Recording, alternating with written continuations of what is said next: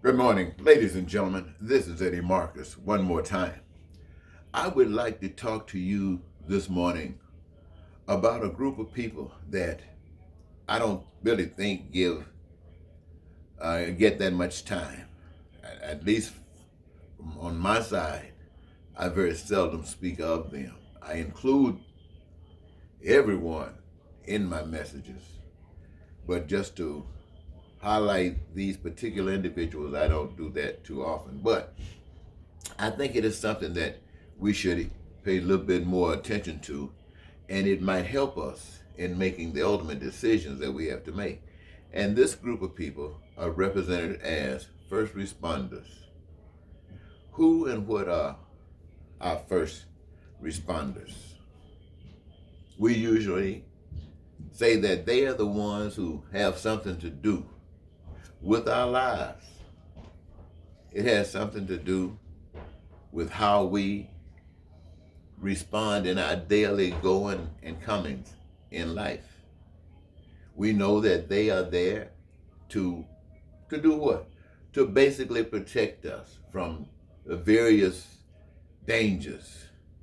If the nation is threatened, there are those who are willing to pick up arms, go out and defend you. They are willing to go out and put their lives on the line to defend you. They are willing to go out and even take another's life that threatens you. Or it might just be a sickness, a virus, or something that's dangerous, and these doctors and these next nurses and people who work in the medical fields have to and do, don't have to, but do come and put their lives on the line to protect you, to protect yours. And if your house is on fire, who comes? The firemen come. They come to bring the hoses to put your house out, to climb on ladders and break out windows and bang through doors to rescue you and your pets from a burning danger.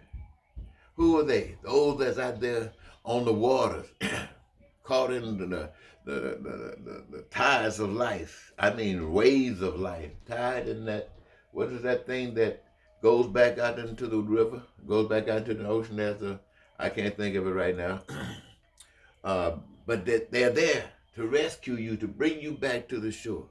What about those who find dangers in the streets, who find the needed for somebody to come and diffuse a situation, calling on the cops to come, put their lives on the line in your dangerous situation to defend you? Think about all these things, ladies and gentlemen. You see the role that they play in the lives of every last one of us. Now, we probably don't think about that much. Hey, don't let me forget the paramedics.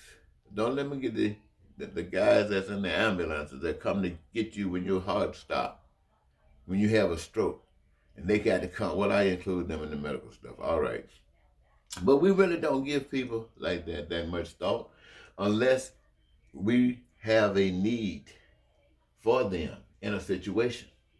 But as long as we have been devoid of a crisis that would involve any of these, we just go along, don't worry about it. But this is a constant, ladies and gentlemen. And if it's a constant, if it's so necessary, if it's so essential in our daily lives, then I'd ask you, why should these people ever have to worry about food or clothing? Why should these people ever worry about housing? Should any of them ever be hungry? Should any of them ever be going to food shelves? Should any of them ever be sleeping on the streets? These people who committed their lives, say they go and there's a time when you retire or, excuse me, you are laid off for some reason, another cutback. But why would any of these have to suffer from a lack of education if they need it, for whatever the reason might be? Why would any of these have to suffer for health care themselves? And as long as they're in the profession that they love to do and commit themselves to doing it every day for the benefit of all of us, including themselves, then why should they have to worry about anything that is produced here on earth by humankind? They've committed themselves to protect and make sure that as long as we say this is what we want, that they are going to do their part to make sure that nothing interferes with it, that it continues. Now, and if we can see that, if we can see how important that their lives are to all of us, then we can also be able to see how important what we do is essential for the fullness of life. And that if we can recognize that they should receive the kind of benefits that we just got through mentioning without any other connection or anything interfering, then so should the rest of them for the same reasons. And if that is so, then that includes all of us. And that in itself is evidence enough for the thinking person to recognize that that is the way of life. And definitely it affirms that the way we're dealing daily now is definitely not life.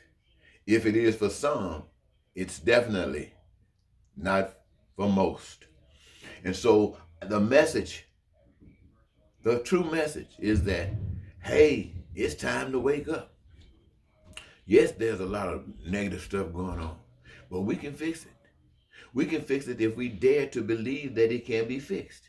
If we can dare to believe that we ourselves are entitled to the blessings of life, and if we believe that for ourselves and can just say, so are my brothers, they are entitled to the blessings of life.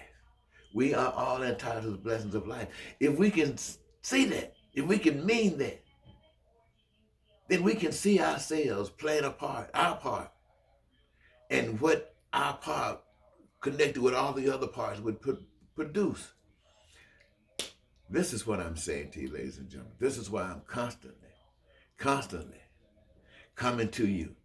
And I wanted to share with you about those first responders, those that we can connect to, even though perhaps we have not had a need for them to come to our immediate rescue. But we can recognize how important it has been in the lives of others when we've been directed to focus. And from that focus, my hope is that we can begin to straighten up our society by beginning to straighten up ourselves and our ways of thinking and make a change within ourselves that will produce a change in what we're doing, which will reflect that we are growing. I want to thank you so very much, ladies and gentlemen, for this your time. Until next time, this is Eddie Marcus saying goodbye.